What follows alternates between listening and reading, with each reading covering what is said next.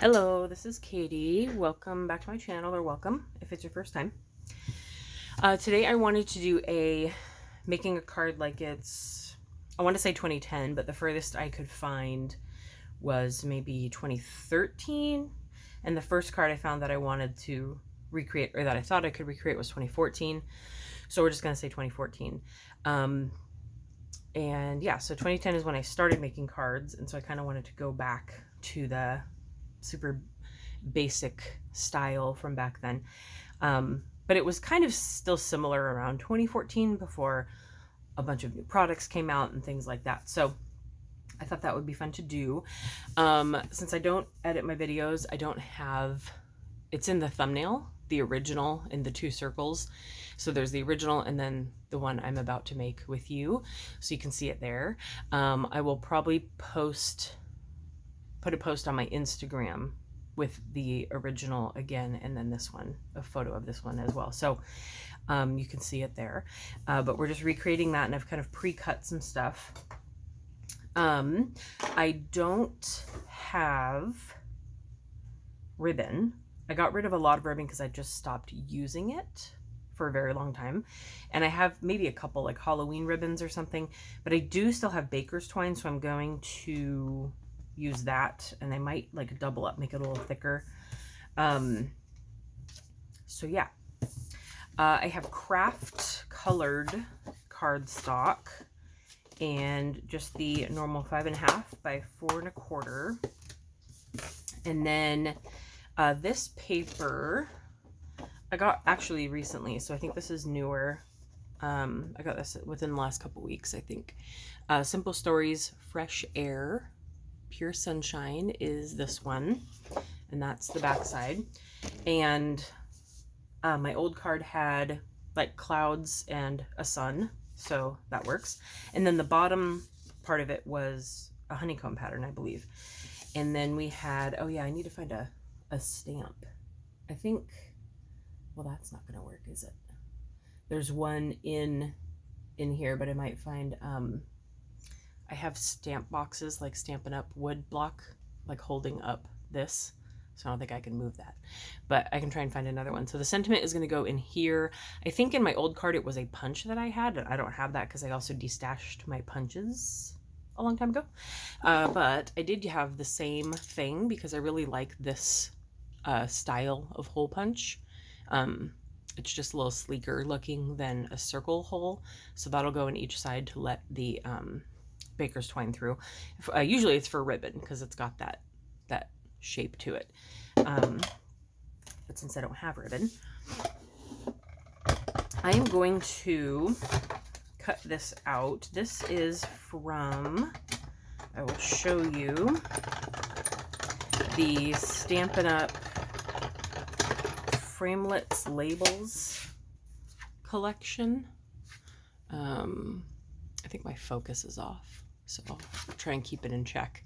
But it's the set, and this one, the second one, was a little too big in comparison to the old card, so I went with the small one. Will be just fine.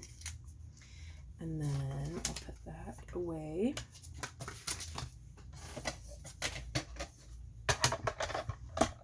All right, that can go out of the way. So for the first part, I'm going to stick down, and I don't know if I like measured and cut the top one shorter before, but in this case I'm just gonna make it the full piece, and I'll put this piece on top. But if you want to save your paper, I guess I have to fix my zoom or my focus sometimes. If you want to save your paper, you can cut them, especially if you do have a wider ribbon covering up that seam. It wouldn't be an issue looks wise. In this case, I'm not sure how the seam is going to look. That's why I thought about doubling up the twine, because I don't want the seam to not be cute. But I just decided to use the whole piece. I am both a paper supply, craft supply hoarder and waster at the same time somehow. I don't know how those are possible at the same time. I use a lot of adhesive. Oh yeah, the back of this one has cute bees. I can't remember. Did I cut up the hole? Let's see, where did it go? This one was, oh, you know what? I cut it off and threw it away. But it's got bees and then the honeycomb. This one is, oh, it's Doodlebug design. And this is just gonna, the focus is gonna be a nightmare. Simply Spring. I don't know. This is the Be Happy. 6306 Be Happy. I can't remember how old that is. I probably had it for some time now. Okay. Let's not stick to our paper, shall we? All right. So then I'm just going to line this up along the bottom. So it lines up. The 5 1/4 spot, which is, this was cut like 1/8 of an inch less all around. The 5 1/4 spot on my paper cutter is not actually marked, so I have to just kind of eyeball it because it's right where the thing folds out. It's kind of annoying, actually. I'm going to zoom in a little farther. Okay. So for this one, I want to cut this now so I know where I have to stamp. Come on. The thank you sentiment. So that's a tool I've had for a very long time and I still love it and it still works great. So I'll have to find a thank you. That's going to go here and then the twine will go through it, and this is also going to be lifted up on foam tape. So I'm going to find a sentiment really quick. Okay, I've decided I'm going to switch it up with Happy Birthday instead because I can and because it fits. And I really haven't, I don't think I've used this set yet. Avery L, my label maker, got a little squishy there. More Critter circle tags. We will use this guy. And then, ooh, very sticky. Okay, I held it over it. It should fit, and that'll be a good message. It's not too much of a birthday card, but it's a cute, sunny card, regardless. And I might stamp this off on paper first. I have a piece.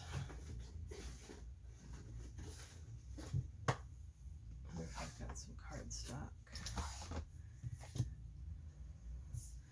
Yeah, I think this is too fresh. Okay, that's a little better. Usually before you use a brand new stamp, I'll clean it off with an alcohol swab because it takes off that, the bit that, or if you stamp it a few times, but the newness of it kind of makes it not stamp as good. Try and center this.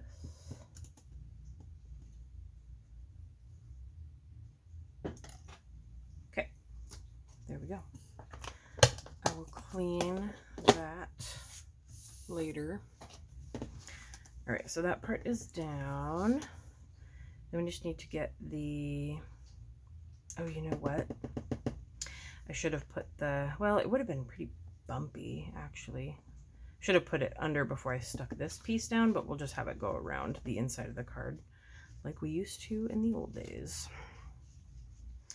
So I think if I do, I also want to tie it to 1, 2, 3,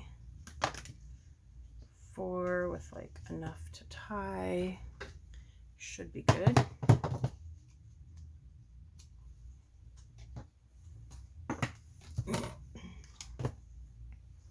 All right, so we'll get this part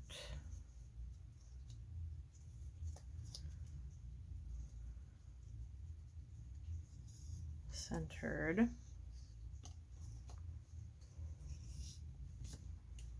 Then it should go around. I'm not sure I thought this through.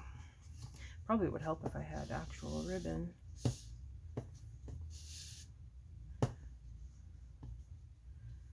And then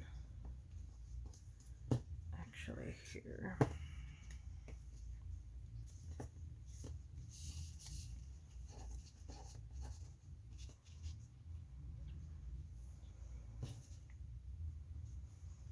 Oh, okay, we'll do it this way. Through again, and then through that way.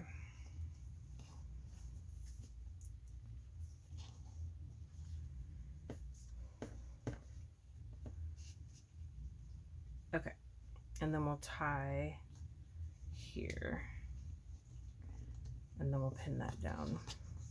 So I think I want to foam tape that down first, and I'll just cut off a little bit.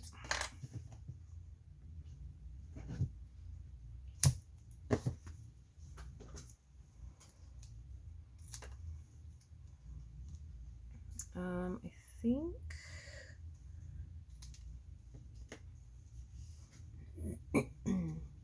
I'll do 2 thin strips. I'm not going to interrupt the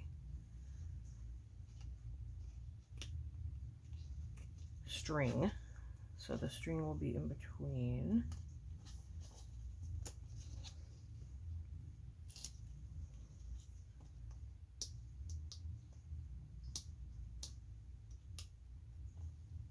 Okay, so this can be there, then we still can have the string flowing through,